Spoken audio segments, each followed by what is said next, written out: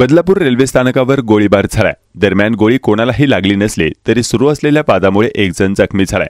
काही आठवड्यांपूर्वी बदलापूरमध्ये 2 अल्पवयीन मुलींच्या अत्याचार प्रकरणी बदलापूर रेल्वे स्टेशनवर 10 तास रेल रोको झाला। त्यावेळी मोठा गदारोळ झालेला पाहायला मिळाला होता। आता पुन्हा एकदा बदलापूर रेल्वे स्टेशन हादरले आहे। बदलापूर रेल्वे स्टेशनच्या फलाट क्रमांक 1 वर गोळीबार झालाय। या गोळीबारात एक व्यक्ती जखमी झालाय। त्याच्यावर खासगी रुग्णालयात उपचार सुरू आहेत। फायरिंग करणाऱ्या व्यक्तीला पोलिसांनी ताब्यात घेतलंय। दरम्यान रेल्वे स्टेशन परिसरामध्ये बघ्यांची मोठी गर्दी पाहायला मिळत आहे। गोळीबार झाल्याचे समजताच डीसीपी मनोज पाटील घटनास्थळी रवाना झाले आहेत।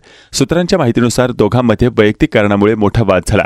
त्यानंतर दोघांमध्ये मोठे भांडण झाले। त्यामुळेच एका मित्राकडून दुसऱ्या मित्रावर गोळी झाडण्याचा प्रयत्न झाला आहे, मात्र गोळी कोणालाही लागली नाही। रेल्वे अधिकाऱ्यांनी दिलेल्या माहितीनुसार बदलापूर बाजारपेठेत चौघांमध्ये वाद झाला होता। त्यानंतर चौघे रेल्वे स्थानकावर आले।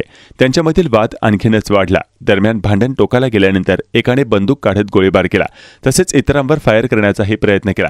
फायरिंग केलेल्या व्यक्तीस पोलिसांनी ताब्यात घेतला आहे। पोलिसांकडून या घटनेचा तपास सुरू करण्यात आलाय।